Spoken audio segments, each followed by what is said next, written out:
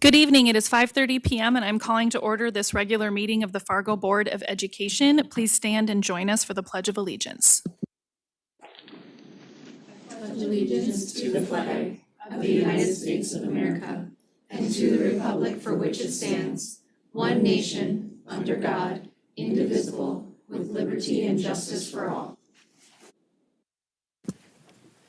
Thank you. I will look for approval of our agenda. Robin? I move approval of the agenda with the HC addendum. I'll second. We have a motion from Robin and a second from Ally. Any discussion? Okay, all in favor, please say yes. Yes. Any opposition, same sign. And that motion passes 8-0. Well, Jason's not here. Okay, yeah. All right, next we move to recognition of the audience. At this time, the board will hear comments from the public on topics included on tonight's meeting agenda. If there is a topic an individual would like to address with the board that is not on tonight's meeting agenda or a previous meeting, we invite those to be shared with board members via email, phone, or the form available on our website. We ask that each speaker who has signed up to address the board state their name and home district for the record. The board values and welcomes courteous, respectful, and civil behavior from all speakers and people attending the board meeting.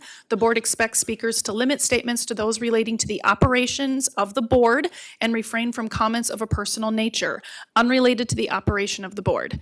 Obscene language and disruptive behavior will not be tolerated. The board requests speakers not to be defamatory, abusive, harassing, or unlawful.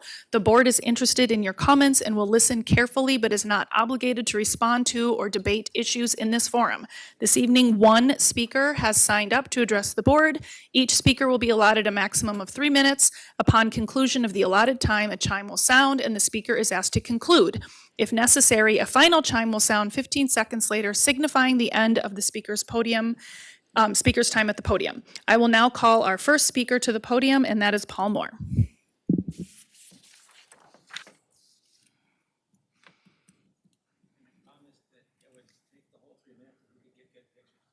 Okay.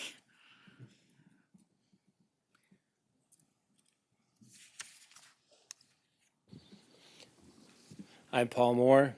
I live in North Fargo. Words matter. Memo 92 took me down a rabbit hole this weekend. It was interesting. The governance process defines how the board governs itself, and then you recognize this is a self-assessment, so it stops being surprised when everything is marked substantial compliance. Why would anyone vote against themselves? Words matter. Substantial compliance. That doesn't mean, that everything was met as written. It means it was mostly met. There may be gaps, weaknesses, or other elements, but it mostly met. So when GP7 gets an 8 out of 8, it's not maybe rigorous oversight, it's just self-assessment. The monitoring instructions of the board state the members must explain if they mark inadequate compliance, and nothing is required for substantial, which was really strange for me, and part of the reason I went down it was because there was an explanation offered, and it was 8 out of 8.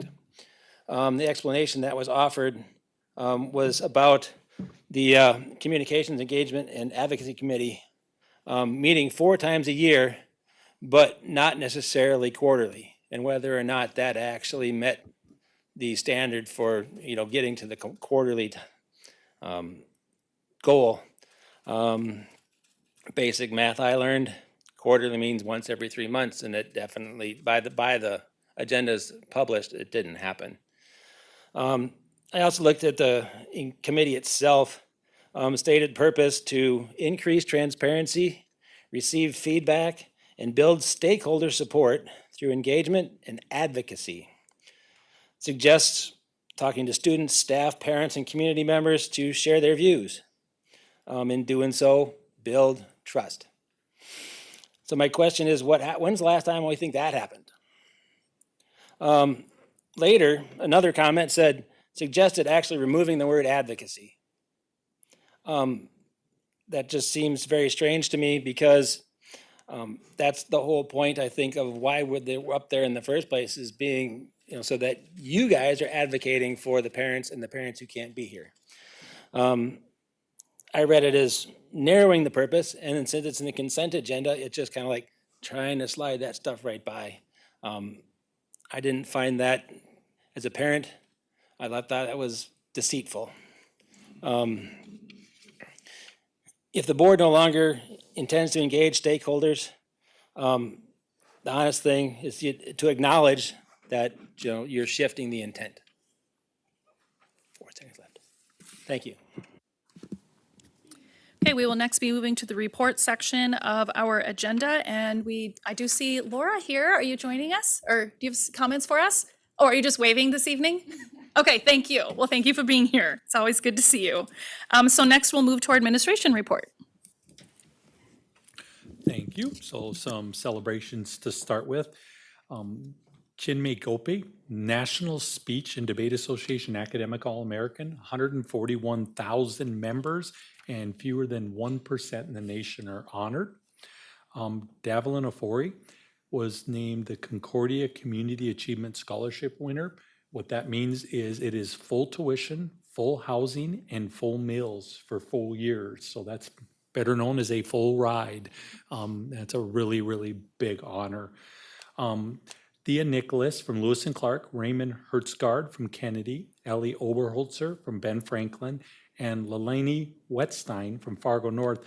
Their artwork is going to be included this year in the North Dakota School for the Blind Foundation note cards. So there was a competition for that around the state, and those 4 will have their artwork included in there. I know you all saw it, but we had the formal celebration for Beth Olson, who was named the Fargo Public Schools Administrator of the Year. Wonderful celebration, really cool, and the kids just did an amazing job celebrating Beth. Our Air Force JROTC finished second at the Marine Corps Sioux Falls Invitational. But even more impressive than that, they had their review, which is something that your JROTC programs have to undergo by the federal government. They scored a 98.5% on their review. That is the highest rating possible. So James Gibson and Mr. Dosh were the ones leading that program. Really, really wonderful honor. And then I'm going to ask Jackie to share, because the board you saw probably, we won another financial award. And so I asked Jackie if she would just share quickly what that's about. Yes, we received notification from the Association of School Business Officials that we were awarded the Certificate of Excellence again for Robin. This will be 22 years. I knew you would ask. I guess I just really want to thank the accounting team, and specifically Dustin Foster and Joy Rederath. They are the individuals who do the heavy lifting on that very, very large report. Thanks, Jackie, and congratulations to your team on a wonderful accomplishment. And we give Jackie forewarning, so she knew the years before, because she said Robin will be asking me the number of years. So, just some of my updates. We did get the feedback for our portrait of an educator. So we surveyed again staff, and we surveyed students. They agreed on 3 areas. They believe that great educators need to have great relationship building skills, great communication skills, and empathy. So those were the 3 that they agreed on. The educators added in collaboration and adaptability. And then the students added in passion, and I giggled a little bit, patience was the other one they wanted. So again, our next step now is we'll bring that to the educators, and we'll work on defining those terms, and then the competencies that go within it, and eventually down the road, getting that to link to how we evaluate our staff. So a good set. The portrait of a leader survey went out today. I looked before, and we had nearly 400 students and 400 staff who had already given us feedback. That closes Friday, so we'll have at least the data for our 3 portraits to begin finalizing that. On Friday, I'll send to you, the board members, our draft strategic plan metrics. I say draft because we still have some work to do around it, but I want you to be able to look at that, and I would ask that you email me if you have any specific feedback on that. But you'll get that in your weekly update from me. Next week on Tuesday, I will travel out to the Bar National Conference. The bar people are paying for me to be out there. Fortunate enough, they asked if I would do an introduction for Michelle Strinden, our Lieutenant Governor, who's going to be engaging in a fireside chat. And I also they gave me some time to be able to shout out Fargo there. So they gave me about 3 minutes to share how BAR has been working in our school districts and the great work that our buildings have been doing and the impact it's had on our kids. So we'll have an opportunity to be recognized on the national stage. Tomorrow we have another meeting for our alternative pathway group. What we're focusing on tomorrow is what are the conditions for a good pathway? What are the situations? And so situations, this could be intervention or enrichment, but we're talking for that situation if we have a student that maybe had a significant issue in the family and was out of school for a few weeks, what's it look like when we transition them back? And instead of just, oh, we'll get you back into school, make sure you catch up on your work, but what can we do to transition and help with that? We have a student that finishes something and they're just done, and I mean with the class, like what can we do to get them started on something new? So we're really working hard on that, and we're getting much closer. They had a site visit to Moorhead and West Fargo for our middle level that Dr. Gross had a chance to go to the Moorhead one. They said it was fantastic. So we'll have some really good ideas. We've never had an alternative program at the middle level, so we'll be working on doing that. And again, just adding different options for kids that need different types of strategies for success. And then the last one, we finished our last 6th assignment meeting last week. I think it was really one of our better ones. What I'm happy about is we got to a pretty good place about each building having kind of their own unique menu with some very common things across the buildings. Right now, I have the buildings finalizing their summaries that I will share with you as a board, and then some recommendations that we'll make, but we feel like we're in a pretty good spot to implement next year. And a couple of the buildings have already implemented small pieces of this and are gathering some data with some teachers who said we'd like to try it to see how it works. So we already have some pieces of data that will help support this work going forward. So that's mine. Great, thank you very much. Next, I will look for approval of our consent agenda. Melissa? I move approval of the consent agenda with the HC addendum. Second. Okay, we have a motion from Melissa and a second from Nikki. Any discussion? Any opposition? Okay, all in favor, say yes. Yes. Any opposition, same sign. And that passes 8-0. So next, we move down to our business section. Item A, award of bid for a multi-facility project. That's memo 96, and James Hand is here to introduce that to us.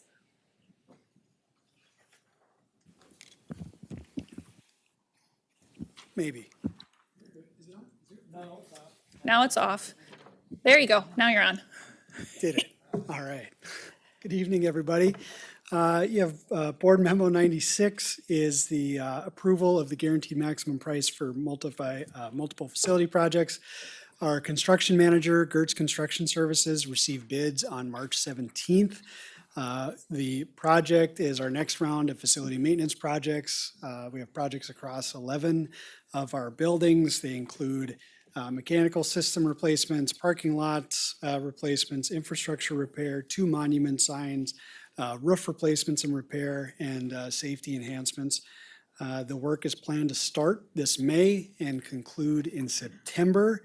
And our administrative recommendation is to approve the GMP and execute with Gertz. Great. Why don't we get a motion to get the conversation started? Does anyone want to make a motion? Oh, okay. Okay. Do you want to ask James your question? Yeah.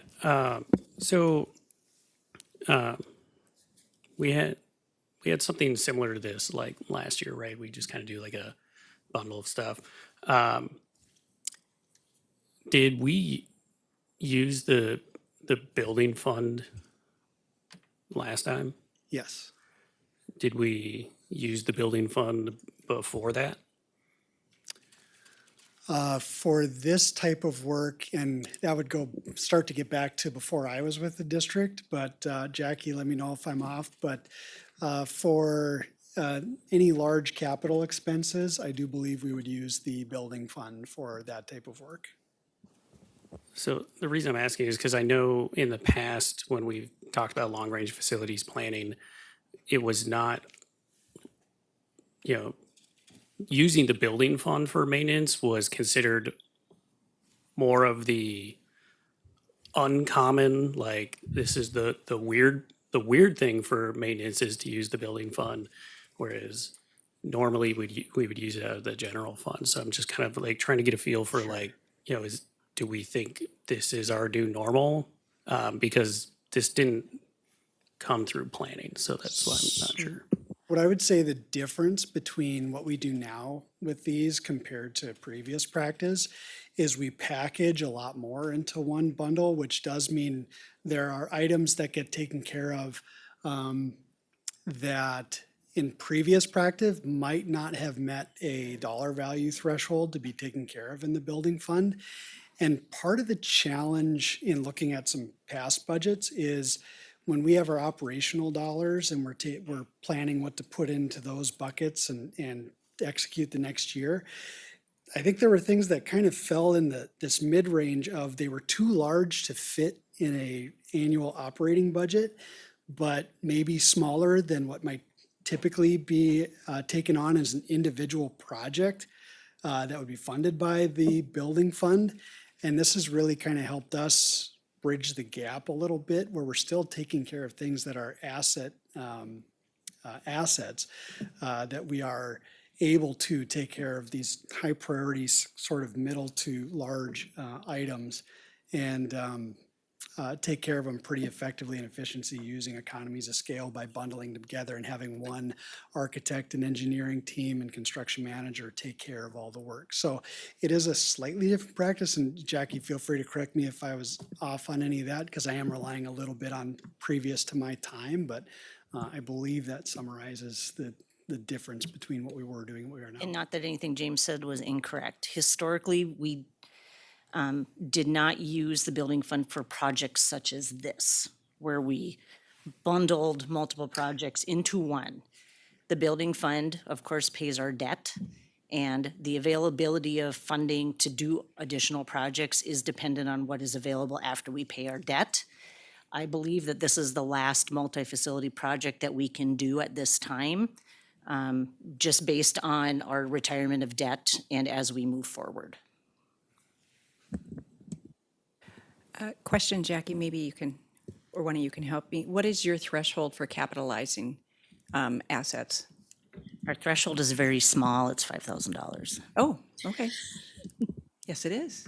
We try to have we tried to work through kind of some norms on what we could maybe, a threshold we could think could be supported through the general fund, which I believe, now James can correct me, we landed on about 50,000.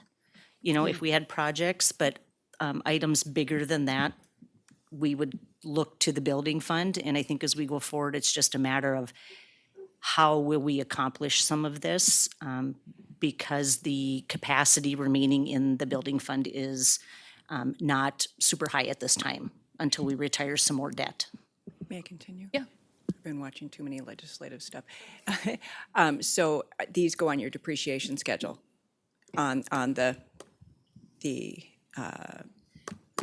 balance sheet? They will be capitalized as, most of them, right, will be capitalized because they are improvements to our buildings. So that's how they get categorized and placed on our fixed assets on our balance sheet. Thank you.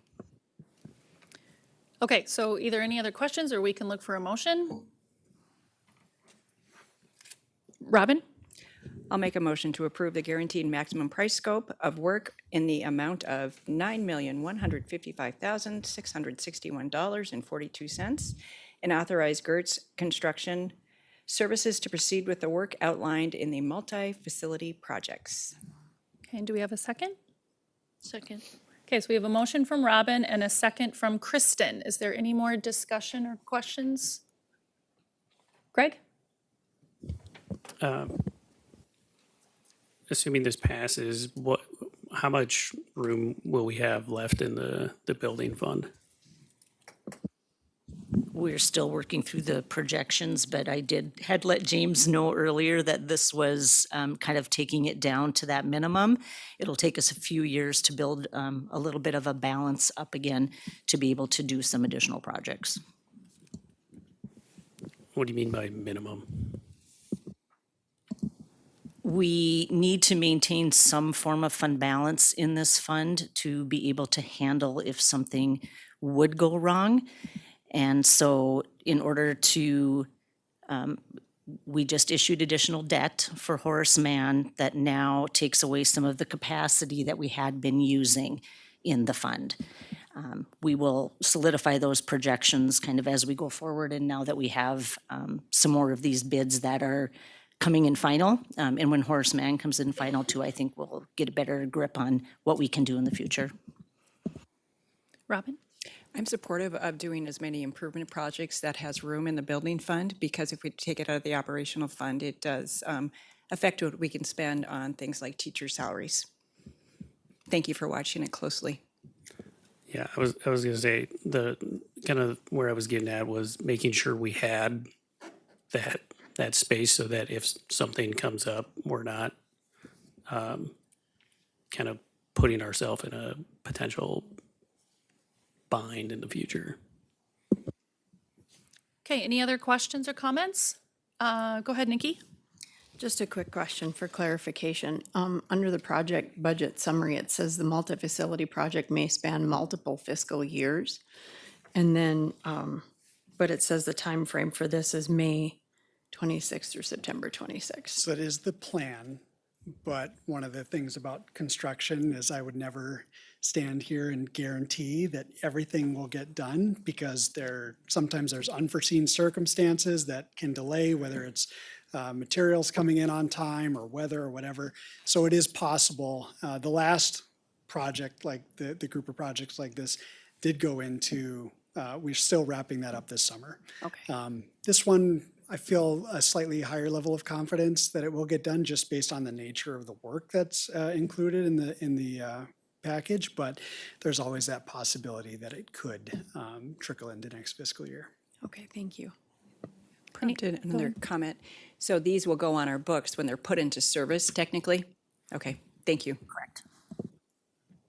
Any other questions or comments? Okay, Anne Marie, we're ready. Clark? Yes. Day? Yes. Gullickson? Yes.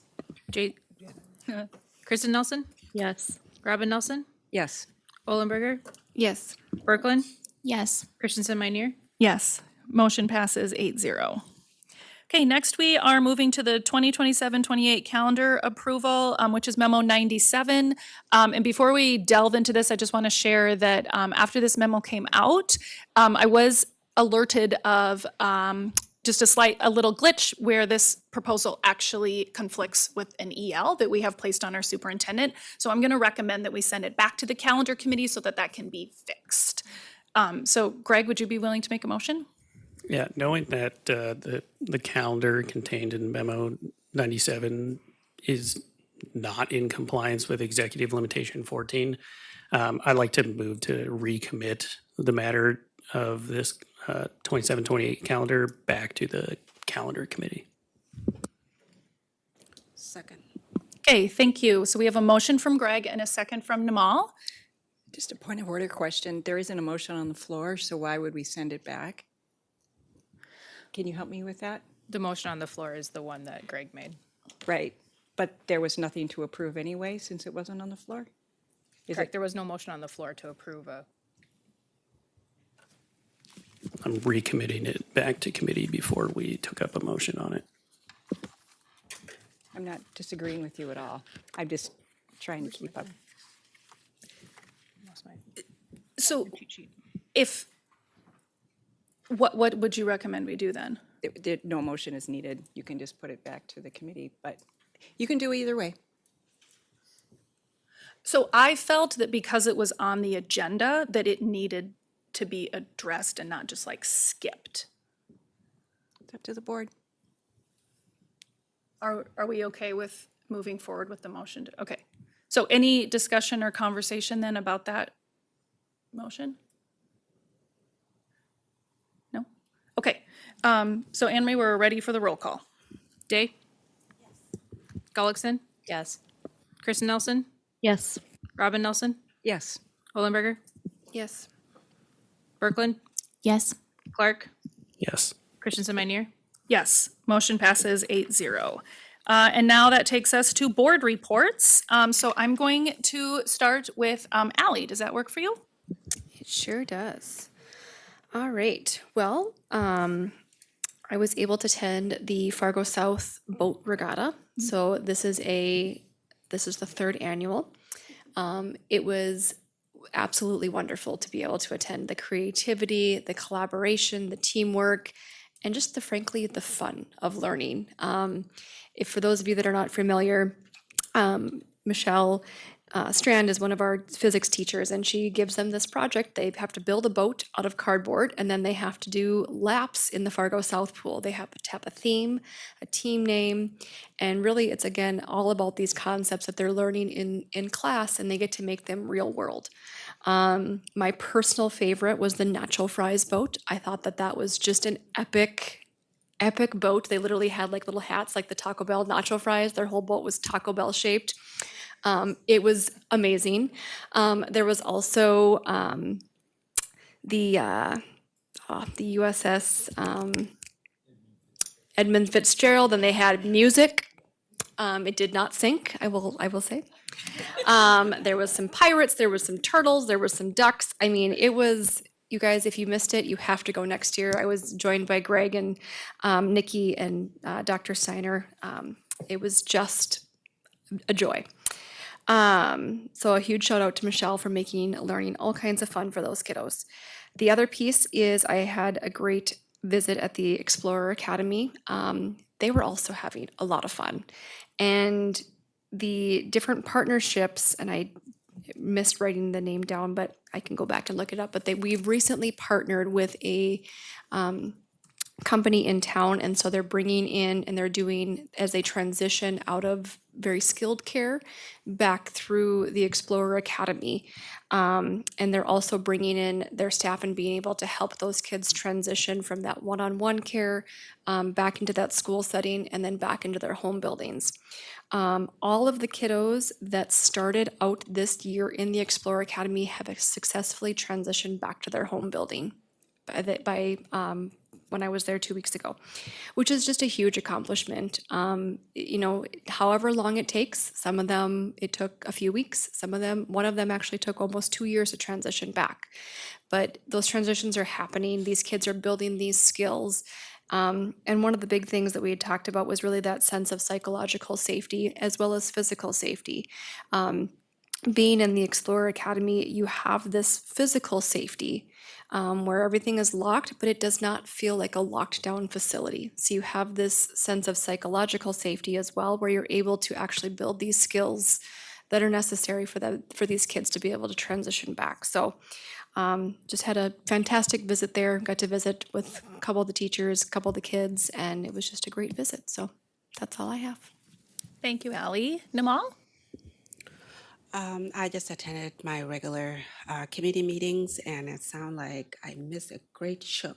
You did. I think that would have been really good, and probably if I brought my son with me, he probably would have gone into those water too. That sounded really fun. But thank you for sharing that. It's actually pretty good. Thank you. Okay, Nikki. Thank you. Yeah, as Ally said, that was a whole lot of fun to watch those kids put those things together, and they had the most fabulous thinking, I think. There was one of those, but really fun just to see the teacher and the kids connect and experience this was great.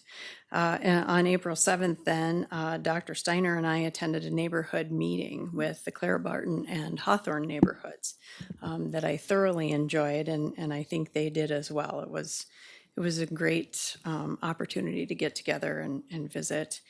April 8th, Centennial, my liaison school I went to see, I experienced PLCs, how they work, why they work, and the difference that they make, and that was pretty amazing. All the teachers get together in their various pods and they review the work they're doing, the kids they can help, different ways they can do things. It was just a great way to see those teachers come together. And what was even more interesting is that when their contract time was up, right, and they could get up and leave, they chose to stay.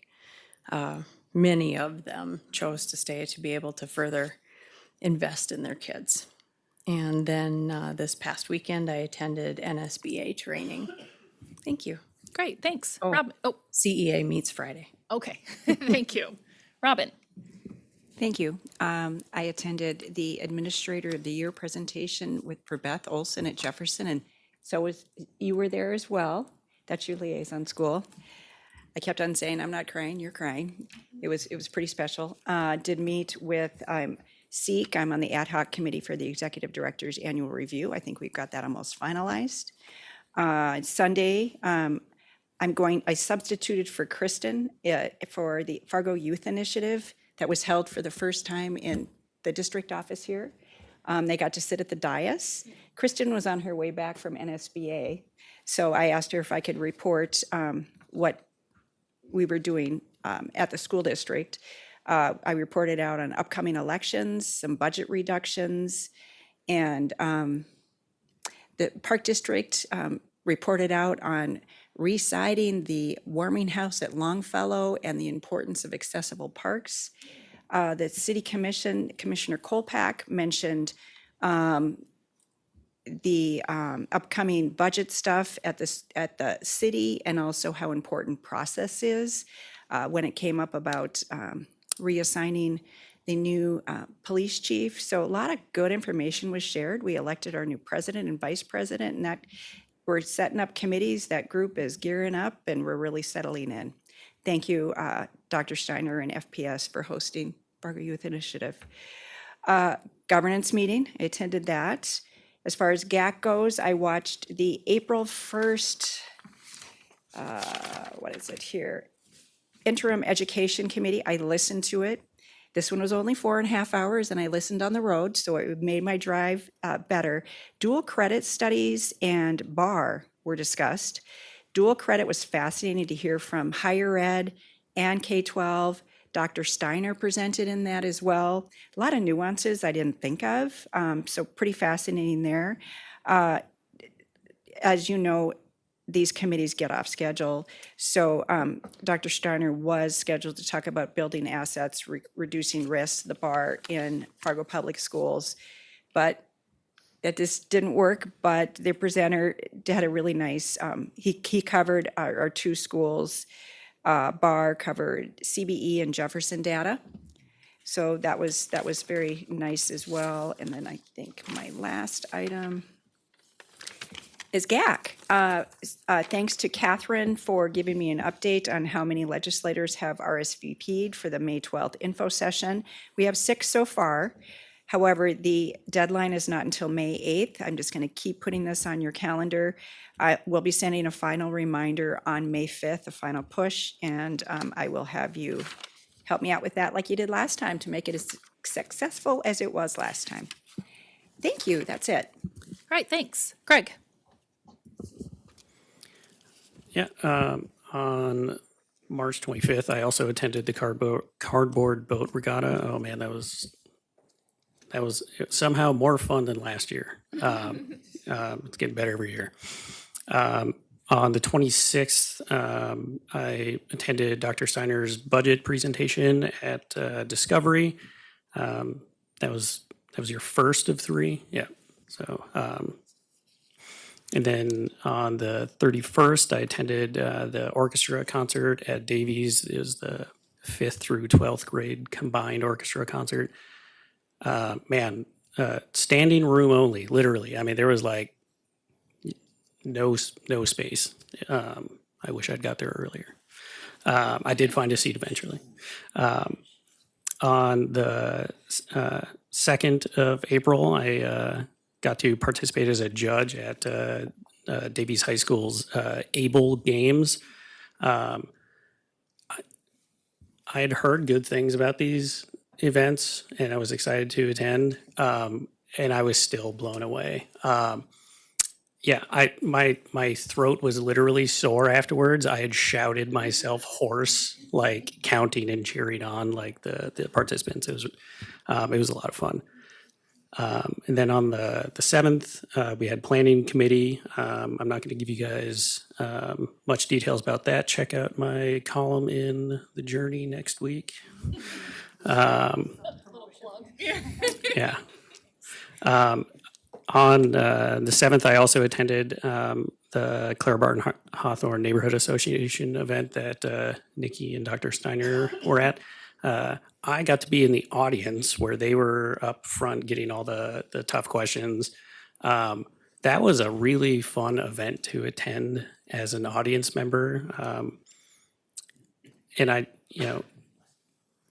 get to be around this talented group like a lot, and it's kind of weird being in the audience and seeing like the thoughtfulness of some folks that from a perspective that I don't usually get. So that was really fun.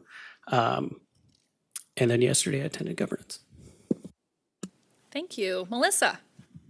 Yes, so the Native American Commission is my community liaison, and on March 26th, they had their first meeting since they've become, they were using the word disentangled from the city government, and it was mostly a conversation about what the Native American Commission is going to look like going forward. And what they were very clear about and said several times is they still really want a liaison from both the city and the school board. So we're going to be able to maintain that connection. And overall, there was a lot of positive comments about how with their mission of being education and advocacy, they might be a little bit more nimble and able to do more work than they would have with the constraints of some of the, open records and public meetings requirements that the city has. And so overall, I felt like it was really positive. One other comment that I hadn't thought of before is that they said that right now, or before when they were part of the city, it was an application process, and the mayor had to approve your appointment onto the committee. And now it can be more open, and they can be including other people, and it might make the group overall more effective. So I am anxious to see what that looks like as we move forward. But I left the meeting feeling really positive. And then on March 27th, we had a negotiations committee meeting. We had a guest presentation from the Education Commission of the States, and Dr. Steiner is a commissioner on this, and this is an appointment by the governor, is what I'm understanding. And we had 2 policy analysts present to us, and it was a presentation about some legislative measures that states are taking to impact recruitment and retention of teachers. And so it was a really neat way to look at how to support our teachers sort of through a contractual viewpoint, but also like what legislation some states are doing to help that. And examples were some states have minimum salary requirements in their state statutes. Some have the actual salary schedule embedded in their state statute. Sometimes there's legislation about hard to fill positions, so they would do stipends or bonuses for those positions. So it was just really interesting to see how some states are addressing recruitment and retention. And the presenters were fantastic, and they gave us their entire slide deck and then some links to the information that they talked about. And so if anybody wants that email, I'm happy to forward it. I sent it to our committee members, but if anybody's interested, it was really neat to look through. Then I did attend as you mentioned, the Principal Olson's award ceremony, and that was really neat. I've never been to a Teacher of the Year or Administrator of the Year a presentation, but it was really special. So that was neat to see. And then on over the weekend on April 11th, I did one of the HMR tours, and it was really neat, and it was absolutely packed. There were so many people there. There were Horace Mann alums that were dressed for prom and took their prom pictures there. And so it was just really neat. And I had a really nice conversation with Principal Ulstrom, and what she wanted me to relay to the board was that these are very well attended, and they're very healing for the community members that have attachments to Horace Mann and Roosevelt. And one of the things that I thought was really special that they were doing is they had yearbooks from like the 30s in the library that you can go through, and the PTAs from decades ago. So it was really neat to look through that. And I did not know that Horace Mann used to be a junior high, and so there was a lot of things to learn. But that was neat, and I'm so glad that we are doing those tours for the community. So that's all I have. I'm not sure if that was planned, the prom and the open house, but that was pretty remarkable to see those pictures and those experiences. Very cool. Kristen. All I have to talk about was attending NSBA last week. Nikki, Dr. Steiner, and Jason and I had a fantastic time. I think I attended sessions about transforming closed schools to community centers and understanding what this particular district did to keep a sense of community and services in neighborhoods that are losing schools. So that generated many notes that and ideas that I wrote down. Restorative practice was another really interesting one. Was all about restorative circles and how districts are using that for healing and a whole school approach to build community. Deborah Norville was, she used to be on the news, and she has a couple books out talking about power of positivity and the power of perspective, positive behavioral supports and their impact on school culture. She was super knowledgeable about this subject. She was very interesting to listen to. Then learned about workforce development, what some districts are doing to expand their CTE programs and really get students of all types into different like CTE workforce jobs right out of high school. So that was wonderful. Our other keynote speaker was Brandon Fleming. Super inspiring, very energetic. Please look him up.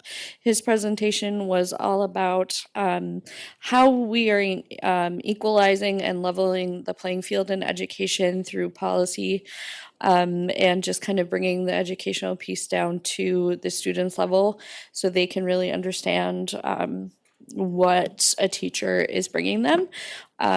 And that was, I could have listened to him for like 5 hours. He was wonderful. School board behavior, how governance operations and how that impacts school operations as a whole. Student boards, this was presented by a board of students, very high energy, and they talked about their success through their student leadership efforts and things they've done in their district. And then we attended a fireside chat all about literacy and what they believe is actually moving the needle on literacy outcomes. So we were very busy. It was a great week. So. And I will say we saw perhaps the greatest student performance of Come Together by John Lennon that I have honestly, and I'm not joking, that I have ever seen. They were actually performing with the Dave Matthews Band on Tuesday, tonight. Yeah.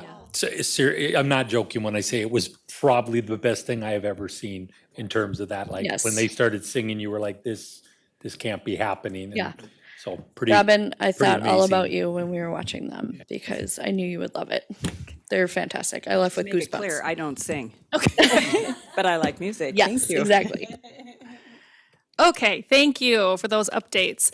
So I will share that since our last meeting, Dr. Steiner and I were invited to attend or be guests in an intro to education class at North High by Ms. German and her students.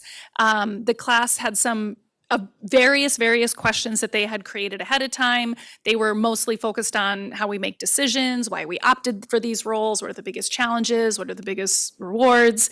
They did not shy away from asking us questions about budget cuts and backpacks and all sorts of things. But I'm telling you, I know you all agree that every time I'm with our learners, I'm just reminded that our future is in good hands. We're going to be all right. They're pretty amazing people. Also want to share governance met yesterday. We do have some updates to our public comment policy, which will be in our consent agenda at the next meeting. And also at governance, Dr. Steiner requested a work session be held after our regular meeting on May 12th, kind of similar to what we did at the beginning of the year. That date should already be marked on your calendar, so you should already be free. But just know that we get to spend a little extra time together on that particular date. So I will affirm our next regular meeting, which will be April 28th. It is now 6:14 p.m. and we are adjourned.